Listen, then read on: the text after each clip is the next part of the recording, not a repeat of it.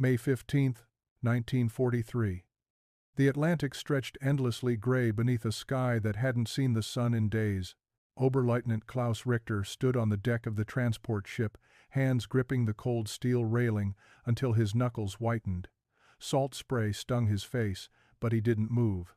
Behind him, in the cargo hold below, 300 German prisoners of war sat in silence, some praying, some staring at nothing, most wondering if they'd ever see home again. Klaus was 26 years old. He'd commanded a panzer crew in North Africa until a British shell had turned his tank into a coffin for everyone but him. The explosion had been instant, a flash of white heat, then screaming metal, then silence. He'd crawled out through the commander's hatch with his uniform smoking and his ears ringing so loudly he couldn't hear his own voice. His crew, Dieter, Hans, young Werner who'd just turned 19, they'd never made it out. Klaus had surrendered with his hands raised high, expecting a bullet. Instead, they'd given him water. Then they'd shipped him west across an ocean that felt wider than any desert. The air smelled different here, cleaner. No cordite, no burning oil, no rotting flesh baking under the Tunisian Sunday, just salt and rust and the faint odor of diesel fuel. Klaus breathed it in and tried not to think about what waited on the other shore. He'd heard the stories. Every prisoner had. Whispered rumors passed between captured men in holding camps across North Africa. Stories about American brutality. About work camps in frozen wastelands where men died by the thousands.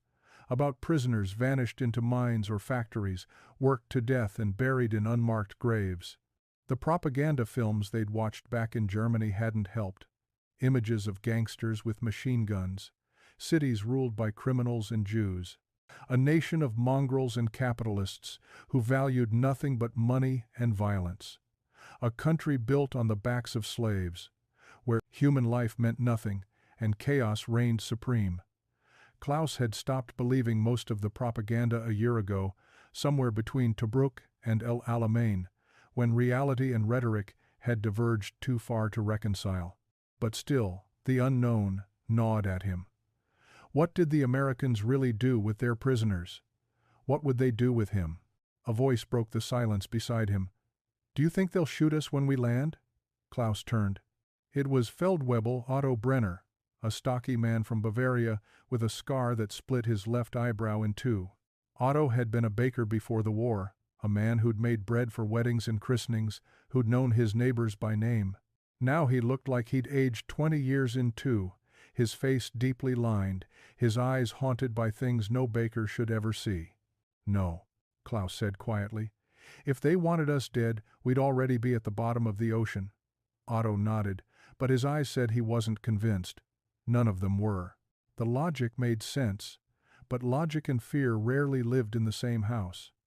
"My cousin," Otto said after a moment, his voice barely audible over the wind. "He was captured by the Russians. At Stalingrad. We never heard from him again. Not a letter, not a word. Nothing." Klaus said nothing. There was nothing to say. They both knew what had happened to German prisoners on the Eastern Front. The stories from there weren't propaganda. They were the truth, and the truth was worse. The ship's horn blasted 3 times. Low, mournful, final. "Land ahead," someone shouted from the bridge. Klaus squinted into the gray. There, a smudge on the horizon, then shapes, then details. Tall buildings rising impossibly high, taller than any cathedral he'd ever seen. Cranes, docks stretching like skeletal fingers into the water. Ships everywhere.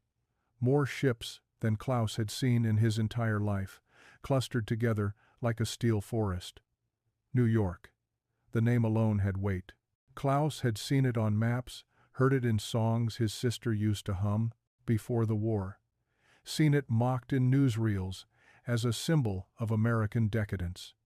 Now it rose before him like a wall of stone and glass, impossibly large, impossibly real, impossibly intact. No bomb craters, no rubble, no burned-out husks of buildings. Just a city, stretching endlessly skyward. Otto crossed himself. "God help us," he whispered. Klaus said nothing. He just watched as America swallowed the sky and wondered if he was sailing toward salvation or damnation. The holding facility at Camp Shanks, New York, smelled like disinfectant and coffee. Klaus hadn't smelled real coffee in months, not since before El Alamein, when supplies had still been reliable and the war had still seemed winnable. It hit him the moment they marched through the gates, rich, bitter, unmistakable. His stomach clenched with hunger so sharp it felt like betrayal. They were processed in groups of 50, stripped, searched, deloused, photographed. The American guards were professional, almost businesslike. No beatings, no shouting, no rifle butts to the ribs or kicks to the kidney. They spoke in clipped English and pointed with batons instead of fists. Their uniforms were clean, pressed, and immaculate. Their boots shined. They looked like they'd stepped out of a recruiting poster rather than a battlefield. One of them, a young private with red hair and freckles scattered across his nose, even smiled at Klaus when he stumbled on the stairs, his legs still unsteady from weeks at sea. "Easy there, pal," the private said, steadying him by the elbow. Klaus blinked. Pal? The word made no sense. He was a prisoner, an enemy. A German officer who'd killed British soldiers and destroyed Allied tanks. Why would this boy call him pal? They were given clean uniforms. Not German uniforms, those had been burned, every swastika and eagle badge incinerated in a steel drum while they watched. Instead, they wore blue denim trousers and shirts with large white letters stenciled across the back. PW, prisoner of war. Otto tugged at his collar, his fingers clumsy with confusion. "It's soft," he muttered. "The fabric. It's not scratchy." Klaus nodded. He'd noticed too. The uniforms were better quality than what they'd worn in the Wehrmacht toward the end. Cleaner, newer, no lice, no patches covering patches. The denim was thick and sturdy, the kind of material that would last years, not months. A guard handed Klaus a towel, a bar of soap, and a toothbrush. A toothbrush. Klaus stared at it like an artifact from another world. They were led into a mess hall. Long wooden tables stretched the length of a room, lit by electric bulbs, dozens of them, burning bright without a flicker, without rationing, as if electricity were infinite. Steam rose from metal trays at the front. Klaus's mouth watered before he even saw the food. When he reached the serving line, an American cook, a large black man with a white apron and tired eyes, scooped something onto his tray. His movements were practiced, efficient, not unkind.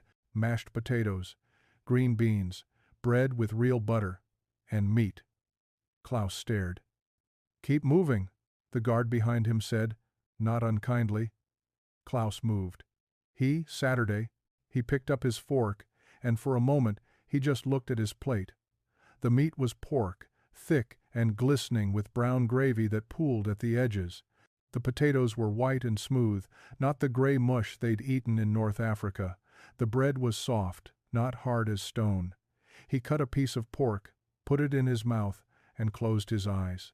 It was warm, seasoned, real, not horse meat, not mystery rations, not sawdust mixed with flour, just pork, cooked properly, with salt and pepper and care. Across the table, Otto was crying. Silently, tears ran down his weathered face as he chewed, his shoulders shaking with something between relief and grief. Another man, a young corporal named Friedrich, with hollow cheeks and a permanent tremor in his hands, just stared at his plate like he'd forgotten how to eat, like the sight of real food had broken something inside him. Klaus swallowed. Then he took another bite, and another. He ate slowly, deliberately, forcing himself not to rush, not to gorge, because his stomach couldn't handle too much after months of near starvation. But every bite tasted like a kind of miracle. This wasn't punishment. This wasn't even close. Around him, 300 German prisoners ate in near silence, broken only by the quiet sounds of forks on metal trays and the occasional sob. After the meal, they were gathered in the yard. An American officer stood on a wooden platform, flanked by translators. He was tall, clean-shaven, with the kind of posture that suggested he'd never missed a meal in his life, never slept in mud, never wondered if tomorrow would bring food or just another empty day. "Gentlemen," the translator began in German, his accent strange but clear, "welcome to the United States. You are prisoners of war under the protection of the Geneva Convention. You will be treated humanely. You will receive adequate food, shelter, and medical care. You will not be tortured. You will not be executed." Silence. Klaus watched the other prisoners' faces. Disbelief, suspicion, confusion. The officer continued, "You will work, but you will be paid 5 cents per day for unskilled labor, plus 80 cents for skilled work. You will have access to recreation facilities. You will receive mail from home when possible. You will be allowed to attend religious services of your choice." Klaus felt Otto lean close. "Is this a trick?" Otto whispered. "Some kind of psychological game? They fatten us up before." "Before what?" Klaus interrupted. Otto had no answer. The officer gestured to the barracks behind him, long wooden buildings with glass windows and chimneys jutting from shingled roofs. "These are your quarters. You will sleep on cots with mattresses and blankets. You will shower with hot water. You will be inspected daily for contraband, but you will not be mistreated. If you have complaints, there is a process. If you are ill, you will see a doctor." Friedrich laughed, a sharp, bitter sound that cut through the crowd. "They're lying," he hissed, loud enough for others to hear. "They have to be. It's America. It's the enemy. This is all Passer." But Klaus wasn't sure. Because nothing about this, not the food, not the uniforms, not the officer's calm, measured tone, matched anything he'd been told. Nothing matched the propaganda, the rumors, the warnings. That night, lying on a real mattress for the first time in months, Klaus stared at the ceiling. The mattress was thin, the springs complained beneath his weight, but it was clean. The blanket was wool, scratchy but warm. Through the window beside his bunk, he could see electric lights glowing softly in the American camp beyond the wire. Electric lights. Hundreds of them. As if there were no war. As if energy weren't rationed. As if America had so much of everything that they could waste it lighting empty pathways. Otto's voice came from the bunk below.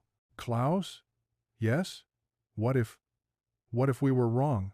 About all of it?" Klaus closed his eyes. He didn't answer, because he was thinking the same thing, and the thought terrified him more than capture ever had. 3 weeks later, Klaus arrived at Camp Clarinda, Iowa. The train ride west had been surreal.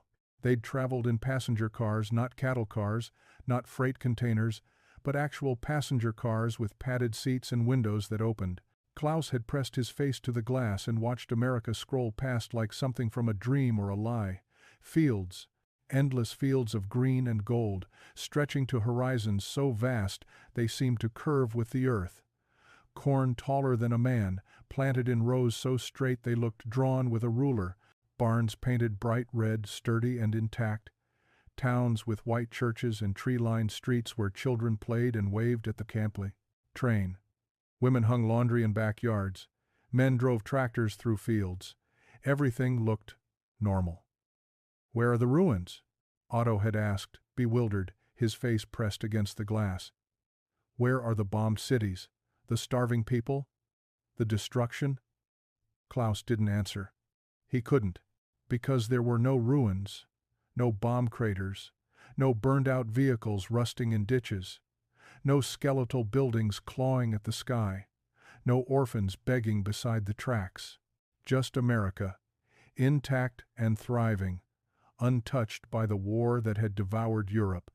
Camp Clarinda sat on the edge of a small farming town in southwestern Iowa. Barbed wire fences surrounded rows of identical barracks. Guard towers stood at each corner, and armed sentries walked the perimeter. But beyond the wire, beyond the gates, Klaus could see houses, normal houses with porches and gardens, and American flags hanging from poles. He could see a church steeple, a water tower, a main street with shops. The camp commandant, a colonel named Patterson, with gray at his temples and a calm, measured way of speaking, addressed them on their first day. "You will work on nearby farms," the translator relayed in German. You will harvest crops, repair equipment, and assist with labor shortages caused by the war. You will be paid according to Geneva Convention standards. You will be fed 3 meals a day. You will be treated fairly. In return, you will work hard and cause no trouble. Klaus exchanged glances with Otto. They'd been prepared for forced labor, backbreaking work in mines or factories, the kind of labor that killed slowly. But farming, for pay, the colonel continued. You will have access to recreational facilities, a canteen where you can purchase items with your wages, a library, athletic equipment. On Sundays, you may attend services or participate in organized activities. Friedrich muttered something under his breath. Klaus couldn't hear it, but he could guess. That night, Klaus lay in his new bunk and listened to the sounds of the camp settling into sleep. Someone was snoring. Someone else was crying quietly. Through the thin walls, he could hear American guards talking and laughing. Outside, crickets sang. The air smelled like grass and earth. It smelled like peace. The next morning, Klaus was assigned to a corn farm 10 miles south of camp. He rode there in the back of a truck with a dozen other prisoners, bouncing along dirt roads that cut through farmland, so rich and expansive it seemed obscene. They were escorted by a single guard, an older man named Sergeant Harper, who chewed tobacco and barely said a word, his rifle resting casually across his lap like he didn't expect trouble. The farmer who met them was named Earl. He was 60, maybe older, with sun-beaten skin the color of old leather and hands gnarled from decades of work. He wore overalls and a straw hat. He looked the prisoners over with sharp blue eyes, nodded once, and said something in English that the translator relayed. "Work hard, don't steal, don't cause trouble, and I'll make sure you eat well." Klaus worked. They all did. The corn was thick and heavy, the sun brutal, the hours long. Klaus's hands, soft from months of inactivity, blistered within an hour. His back ached, sweat soaked through his uniform, but the work was honest, simple. There was rhythm to it, a kind of meditation in the repetition. At midday, Earl's wife, a stout woman named Dorothy, with kind eyes and flour permanently dusted on her apron, brought lunch.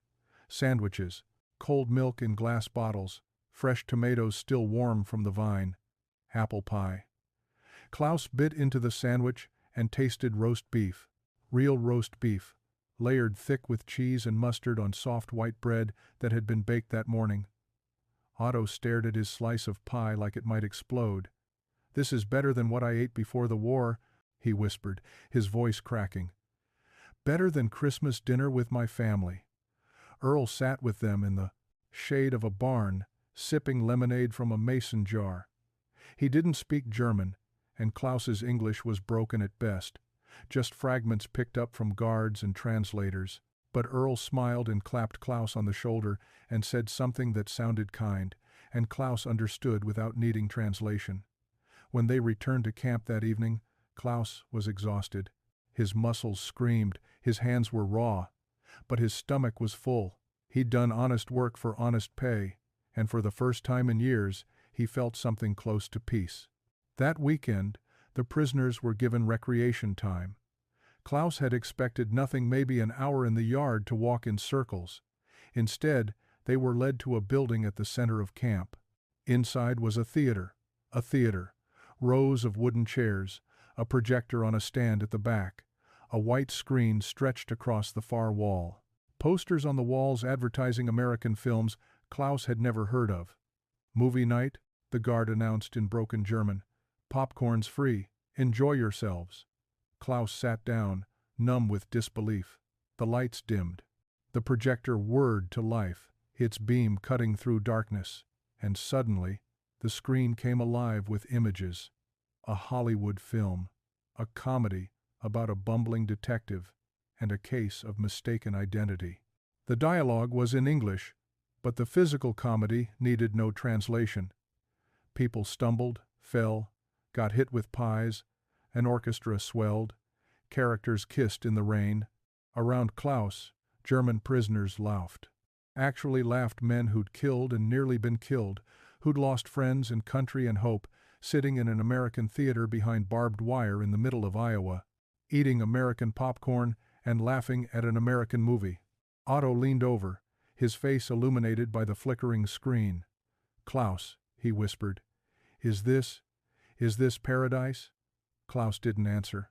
He just watched the screen, the light flickering across his face, and wondered if he'd crossed into some strange, impossible dream, where enemies fed you and entertained you and treated you like human beings instead of vermin. It didn't make sense. None of it made sense. But it was real. 6 months into his captivity, Klaus received a letter. The envelope was thin, creased, and bore a German postmark from 4 months ago. It had traveled across an ocean, through censors and military channels and bureaucratic labyrinths, to finally reach his hands in a camp in Iowa. Klaus held it for a long time before opening it. His name was written in his mother's handwriting, careful, precise, the way she'd taught him to write when he was 6 years old. When he finally opened it, his hands were shaking. "My dearest Klaus, we received word that you are alive and a prisoner in America. I cannot tell you the relief I felt. Your sister and I have prayed every night since we learned you were missing. The church held a service for you. We thought you were dead. Life here is difficult. The rations grow smaller each month. The bombings continue, though not as frequently as before. Your father's shop was destroyed last winter not by bombs, but by fire. He is trying to rebuild, but materials are scarce, and his hands are not as strong as they once were. Your sister married in August, a quiet ceremony. You would have liked him, I think. He works for the postal service. He was injured in Russia and sent home. He limps now, but he is kind to her. I do not know when you will come home. I do not know what will happen to any of us. But I am grateful you are alive. I am grateful you are somewhere safe, even if that somewhere is with the enemy. Please write when you can. Please tell us you are well. With all my love." Mother Klaus folded the letter and tucked it into his shirt pocket, over his heart. He walked to the edge of the barracks and sat on the steps, staring out at nothing. Around him, other men read their own letters. Some wept openly, some smiled, treasuring whatever scraps of home had reached. Friedrich crumpled his letter and threw it in the trash, his jaw tight, his eyes blazing with something Klaus couldn't name. "What did it say?" Otto asked quietly, sitting down beside Klaus. "My father died," Friedrich said, his voice flat. "Air raid. Last winter. They found him in the rubble of our building. My mother wrote 3 months ago. The letter just arrived." Klaus closed his eyes. The Americans fed them steak twice a week now. They showed them movies every Saturday. They paid them 80 cents a day for farm work. They gave them hot showers and clean clothes and medical care that was better than what many German civilians received. But the wire was still there. The war was still raging. And home, whatever was left of it, felt farther away than the moon. That night, Klaus stood at the fence line, staring out at the Iowa fields under a sky scattered with stars so bright they looked unreal. The Milky Way stretched overhead like a river of light. Sergeant Harper was on duty, leaning against the guard tower, smoking a cigarette, his rifle slung casually over one shoulder. Klaus spoke in halting English, the words clumsy in his mouth. "Why, you treat us this way?" Harper glanced down. He was quiet for a long moment, smoke curling from his lips. Then he shrugged. "Geneva Convention," he said simply. "Plus, you're just soldiers. Same as my boys over there in Europe. You didn't start this war. You're just caught in it, same as them." Klaus nodded slowly. He wasn't sure if that made him feel better or worse. Harper flicked his cigarette into the dirt and crushed it under his boot. "My nephew's a prisoner somewhere in Germany," he said quietly. "Bomber pilot, shot down over Hamburg last year. I pray every night that whoever's got him is treating him half as good as we're treating you."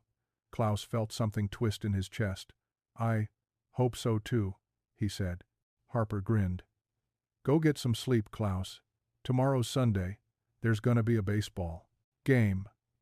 Prisoners versus guards. You play?" Klaus blinked. I don't know how. You'll learn. It's easy. You hit a ball with a stick and run in circles.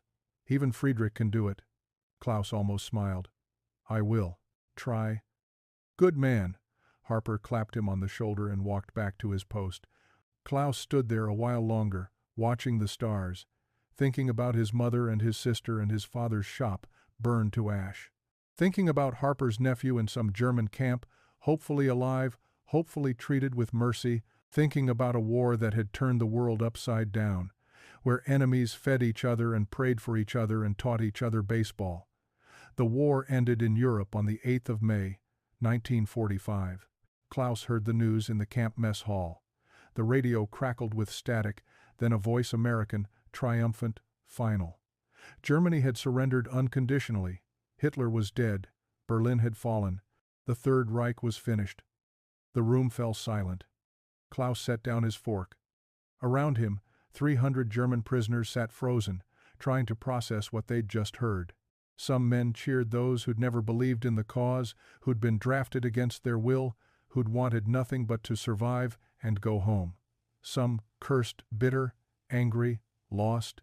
Some just sat, staring at nothing, trying to understand what it meant to have lost everything. Otto put a hand on Klaus's shoulder. We're going home, he said quietly. It's over. We can go home. But Klaus knew better. It wasn't that simple. Nothing ever was. Friedrich stood abruptly, his chair scraping against the floor. Home? He said, his voice rising. Home to what? Rubble? Ruins? Occupation? We have no home. We have nothing. No one argued with him, because he wasn't wrong. Repatriation took time. Months turned into a year.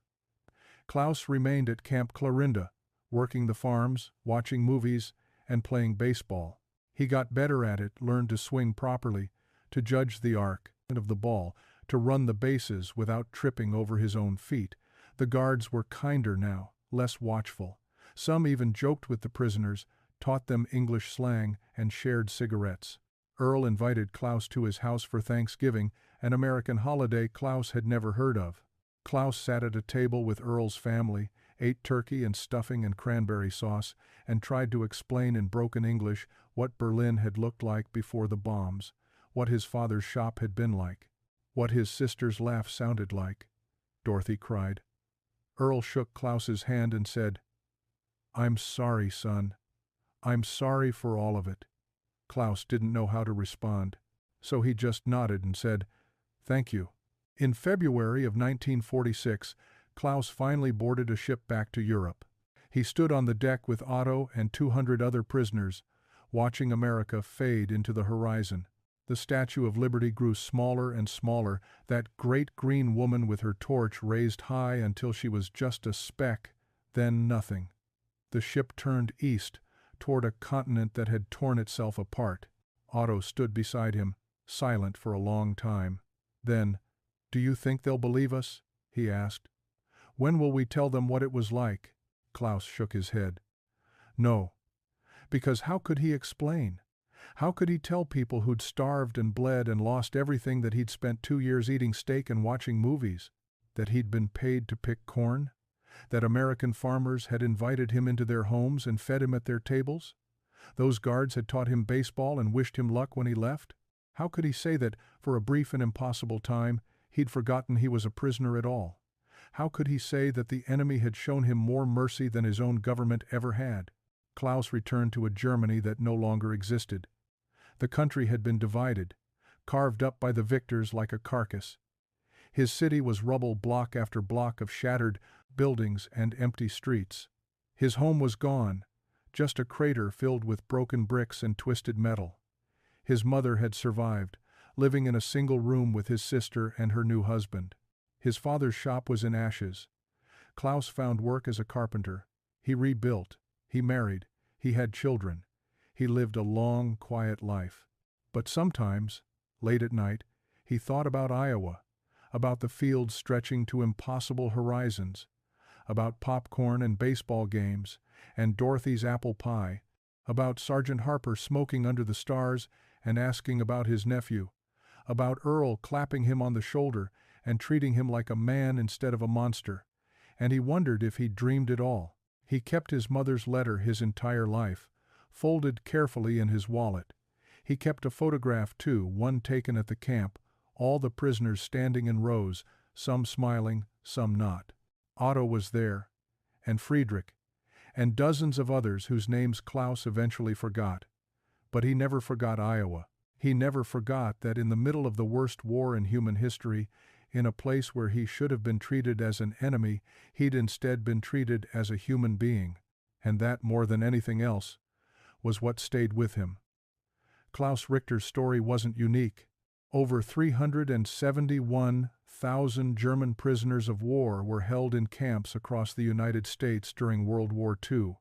They worked on farms, in factories, in forests. They were paid. They were fed. They were treated according to the Geneva Convention.